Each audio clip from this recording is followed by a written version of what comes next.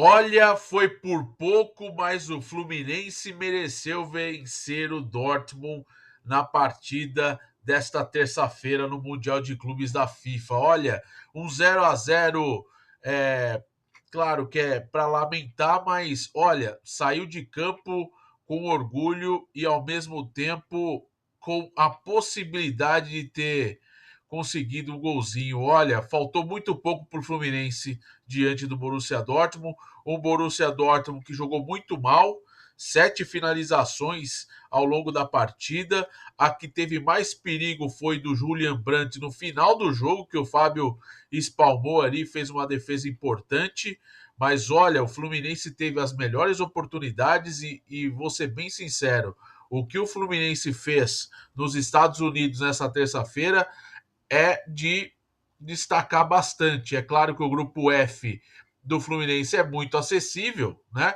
Por conta dos duelos contra o Suwon e o do Suwon não, do Hyundai e do Mamelodi Sundowns, né? Dois adversários que, ao meu ver, são tecnicamente inferiores ao Fluminense na fase de grupos do Mundial de Clubes, só que as 14 finalizações do Fluminense e com a posse de bola até inferior ao Borussia Dortmund, 45-55, colocou o Fluminense num papel que, nessa loucura do Mundial de Clubes, onde a disparidade econômica ela é diretamente proporcional à disparidade técnica, é, o Fluminense deu uma resposta bacana, cara, diante de um adversário que não é mais um bicho-papão. Borussia Dortmund muito mal, inclusive na Bundesliga, se classificando para a Champions League da próxima temporada com a quarta colocação da Bundesliga, mais uma temporada abaixo. Não é mais o Borussia Dortmund que briga por algo na Bundesliga, mas o Fluminense fez um bom papel e olha, mereceu demais sair de campo com essa vitória e teve oportunidade, hein? Teve muita oportunidade. Eu acho que a mais clara de gol foi no contra-ataque que o Everaldo praticamente hesitou na hora de é, fintar o zagueiro e concluir a gol. Demorou muito para chutar, tocou para o Canóbio, o Canóbio chutou rasteiro para o goleiro Kobel fazer a defesa e depois aquela sequência, né? Com a finalização forte, com o Kobel fazendo uma defesaça, ainda no rebote, já impedimento, fez outra grande defesa, muito milagrosa, mas foi um Fluminense com muito volume e, claro, vai para as próximas rodadas com um certo tipo de favoritismo, né? Porque pega o Ulsan, né? No sábado e depois encerra a fase de grupos com o Sundowns na quarta-feira que vem, no dia 25. Só que assim, a gente vê o Mundial de Clubes com essa situação, porque o foco da FIFA mesmo no final das contas, você montar uma mini Champions League nas fases decisivas com os europeus. Porque, na verdade, a questão econômica e a questão técnica vai acabar pesando para as equipes de outros continentes, né? E eu acho triste por um lado, mas é a dura realidade, né? Os times brasileiros tentando mostrar aí um poderio dentro das suas próprias realidades, né? E também das limitações. O Botafogo foi o único que venceu. E o Flamengo, né? O Botafogo e o Flamengo foram os únicos que venceram nas suas respectivas estreias, né? O Flamengo vencendo o Esperance e o Botafogo sofrendo para vencer o Seattle Sounders, né? Por 2-1, tendo uma pressão. Mas o Fluminense, e diante de um europeu, como o Palmeiras também teve um europeu, foram duas equipes que se comportaram de uma forma muito interessante, né? O Palmeiras também tentou de tudo contra o Porto e o Fluminense, diante do Borussia Dortmund, tradicional clube alemão, jogou de uma forma muito interessante. Se destaca a postura, se destaca também o fato da equipe ter volume, de ter agredido o time do Borussia Dortmund mais vezes. E olha, não tem essa desculpa que europeu está jogando desinteressado. O próprio Nico Kovac falou isso em entrevista, o que eu discordo totalmente.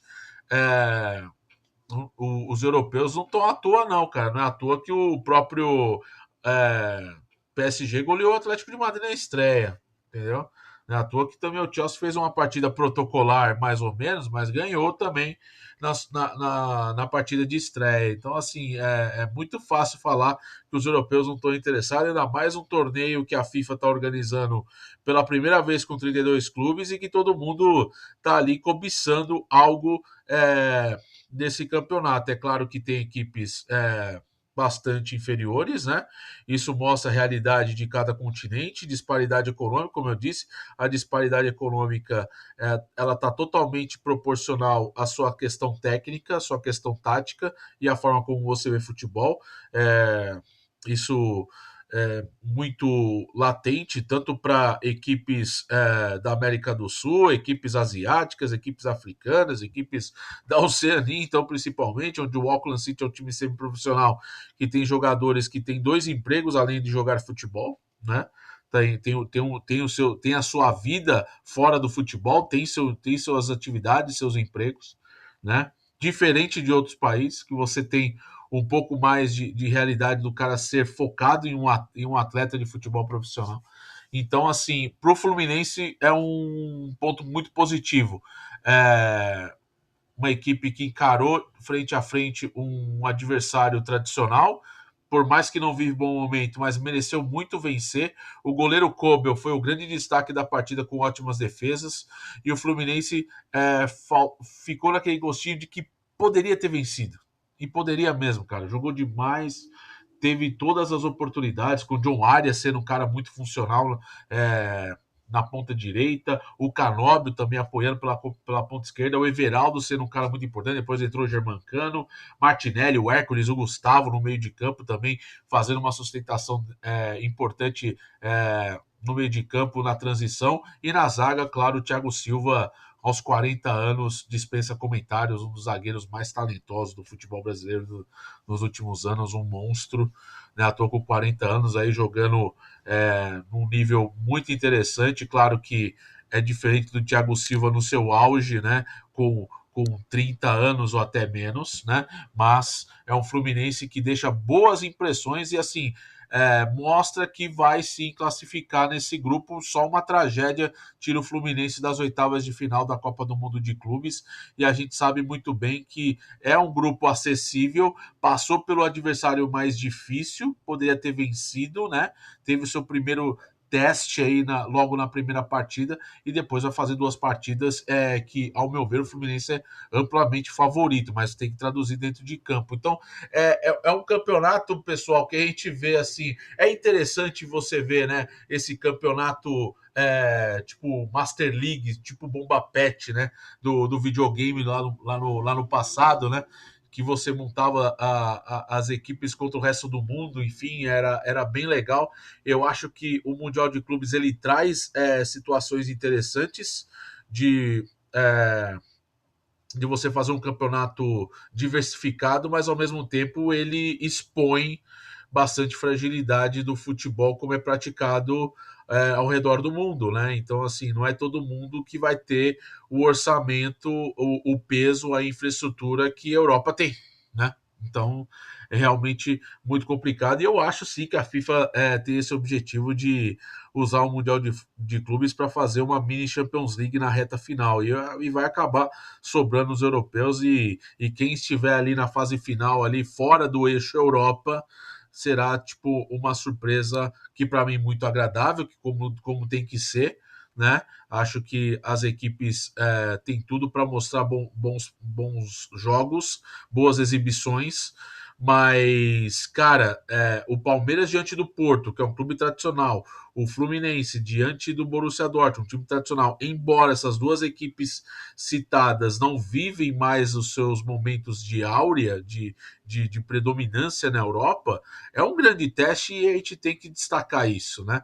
Faltou pouco, tanto para Palmeiras como também para o Fluminense. O Fluminense principalmente, mas fica aí uma situação bastante bacana da gente destacar. Olha, foi por muito pouco, mereceu demais a vitória. Em nenhum momento o Borussia Dortmund merecia sair de campo com a vitória, ainda mais pelo que produziu o Guirassy, que é o grande nome do Borussia Dortmund, um artilheiro, né? Goleador na Champions League dessa temporada recém-completada. Não jogou absolutamente nada, não viu nem a cor da bola. O Julian Brandt, então, nem se fala. O Sabitzer, que todo mundo elogia, seleção austríaca, jogou no Manchester United, no Borussia Dortmund, sendo o cara que conduz ali o meio de campo também muito bem marcado e ao mesmo tempo bastante tímido no jogo. Valeu demais, cara. Tá sendo muito legal acompanhar os brasileiros, esse Mundial de Clubes. Cada um tem seu ponto de vista de gostar ou não, mas é interessante.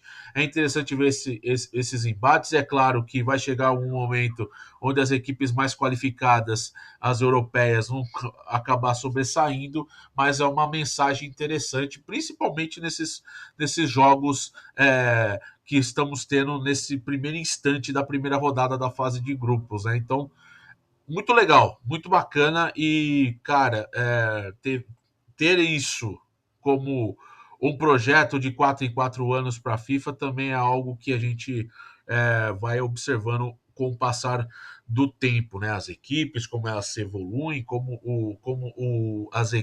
os times vão se classificar, como eles vão se performar entre um intervalo de campeonato e outro, mas tem sido bem interessante. Uma pena que o público não engaja, né? Porque os Estados Unidos, né, gente? Estados Unidos não respira o soccer, né? É o país que gosta dos esportes que nasceram lá, né? Futebol americano, basquete, hóquei, beisebol principalmente. Então, assim, não engaja tanto.